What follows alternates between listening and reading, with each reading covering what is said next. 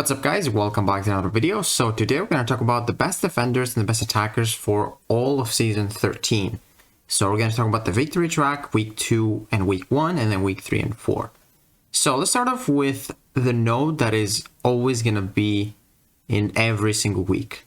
So we got this buff node, which is good for us. So each time the defender would gain power while suffering from petrify, enervate, wither, or suppression effects, Science attackers gain a 20-second Fury passive, increasing attack by 10%. This can stack up to 10 times, and it has a 2-second cooldown. So the best champions would be someone that has a nice duration of a Petrify, Enervate, Wither, or Suppression. But before we get into the best ones, let's actually see the defender buffs for the victory track.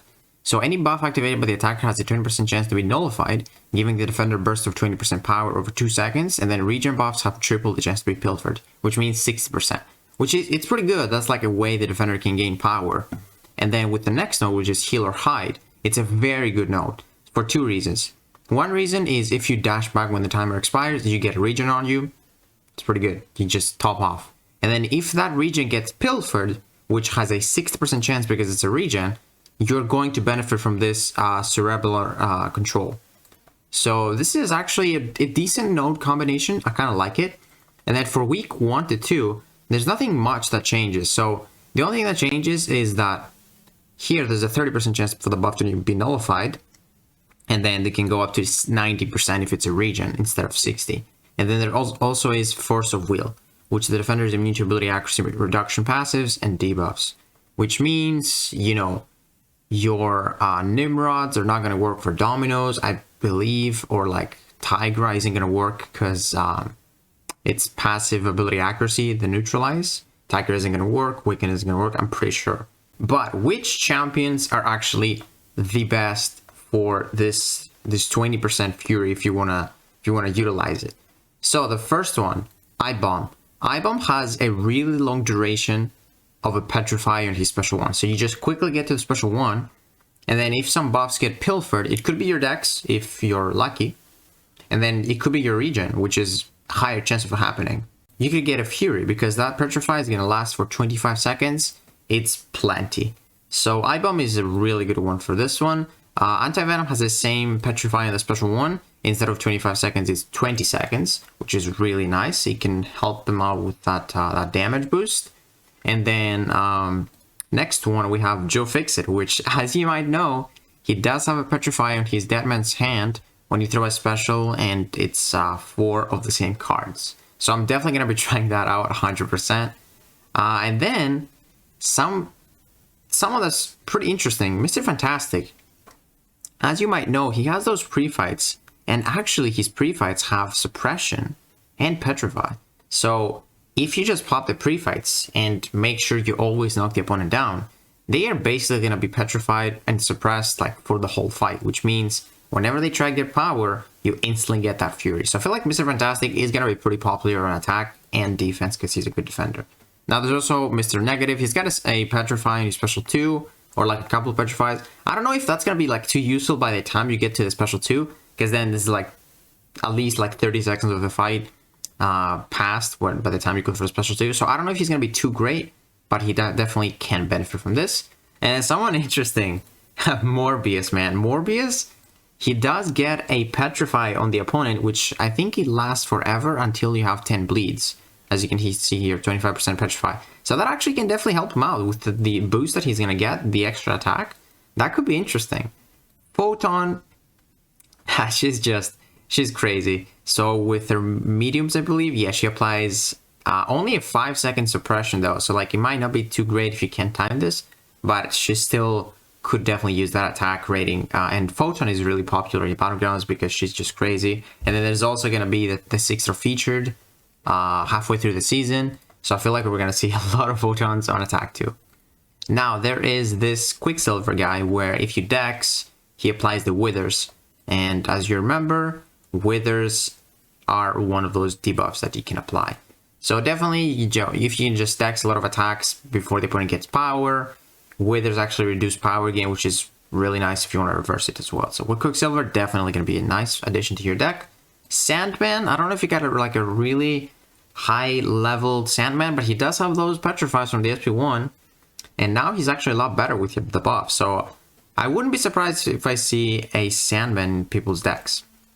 Next up, we got Scorpion. Scorpion has a Petrify in special 2, and it actually lasts for 20 seconds, which is really nice. Increasing Scorpion's attack is really good because the Sting bursts are actually stronger. Your special 2 burst is a lot stronger. So Scorpion, yep, he's a very good champion for this. Spider-Gwen, she has Enervate on her special 1. She's going to be probably in people's decks because she's actually a 7-star as well. So I wouldn't be surprised. And then Titania has, you know, suppressions with the light attacks. It's only 2 seconds suppression though, so I don't know if she's gonna be benefiting too much from this. But yeah, at least for not week 1 or 2, maybe for week 3 and 4, which we're gonna talk about now. But the last one would be Void. Or sorry, there's one more. Void, if you get lucky, you can get Petrifies on the opponents. He could definitely be really good. He's also a good defender.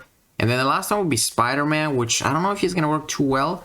I know with his special 1, here it's not updated, but with his special 1, he applies one of those. I think he applies the Enervate, but I'm not 100% sure. He might be Suppression, but he definitely applies one of those debuffs with 2 webbing, so with one of your special 1. So, the week 3 and 4, this is where this node, the first buff here, would probably benefit you a lot more. So like week 1 and 2, and then victory track, and then week 1 or 2, I don't think we're gonna see a lot of people like utilizing this first node, which gives you the Fury, because the only way the opponent can get power is if they, you know, use a Cosmic that just gets power on their own, like a Hyperion, or like, I don't know, Adam Warlock, or if, you know, they you know, nullify your buffs, which if you like, there's no science that has a lot of buffs. There's no science. So the only way is like benefiting from the region node, which is not going to happen more than like 3 times in the fight, I believe. So I don't think you're going to see too many science champions benefiting from this node. But for next week, we're going to see a ton more, because there is Buffet over time, which doesn't matter for this, but this is an extra node, which is going to be interesting. This is a tough node. And then Powerful from Afar. So Powerful from Afar, let's say you have someone like Morbius. You just have this indefinite Petrify until the opponent has Bleed, and you can just stay away from the defender. They are going to get power, but you're going to be getting Fury buffs. And they do last for a very long time, and they can stack up to 10. So you can definitely benefit from those science characters with Petrify, Enervate, or the other debuffs, Withers, from week 3 and 4. So I think week 2 and 1 are going to be like mostly people's like usual decks, and then week 3 and 4, that's where it's going to change, because there is actually going to be natural power gain for every single defender if you just are far away from the defender. So those are going to be probably in people's decks, the champions I mentioned for week 3 and 4. I'm not going to be too surprised if I don't see too many week 1 and 2. And then for also the third node, for week 3 and 4, there's also energy resistance. So you definitely don't want to try like your torches, you don't want to try Nimrods, and stuff like that.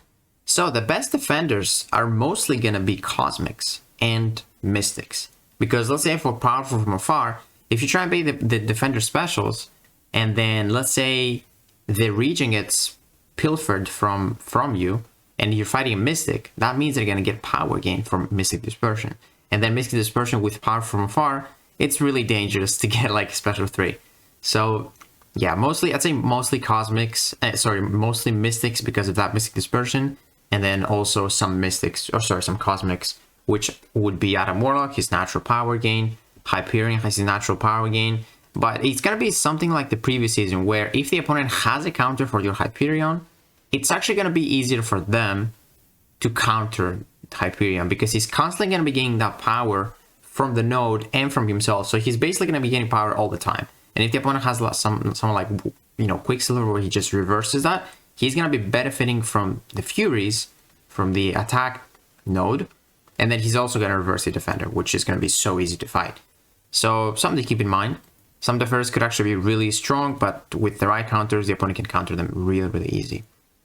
So I'm not sure if Hulkling if that counts as a power gain, because, you know, he gets some short power gain when, you know, he gets a buff. So I don't know if that counts as a power gain. It might, but for sure Nova gets power on his own. Adam Warlock, Hyperion get power from their own. Vision Arcus gets power from his own. So those are definitely going to be pretty strong defenders if the opponent doesn't have any sort of like counter. Or Cersei could be really nice too, or Gladiator. And then, like I said, mostly Mystics for defense because of Mystic Dispersion, just like try and make the defender, you know, eat a special 3, or like the attacker eat a special 3. But that's it for Season 13. I don't think there's like any specific good defenders. It's probably going to be like Mystics, like I said, because of that extra power again. That's what usually happens. I think we had like a meta with Power Snack, and then mostly Mystic defenders were a part of this, because if the opponent doesn't throw special when you don't want them to, they can just, you know, nullify your buff and just feed off Mystic Dispersion. So yeah, man, I am definitely gonna be excited for week 3 and 4. That's gonna be, it's gonna be the challenge there. Week 3 and 4, week 2 and 1, and then victory track. It's gonna be an interesting meta. I want to see how people utilize that heal or hide node, and I feel like it's gonna be pretty chill until week 3 and 4. So yeah, guys, hopefully this video helped you, and if you did, please give it a like, subscribe, and I'll see you in the next one.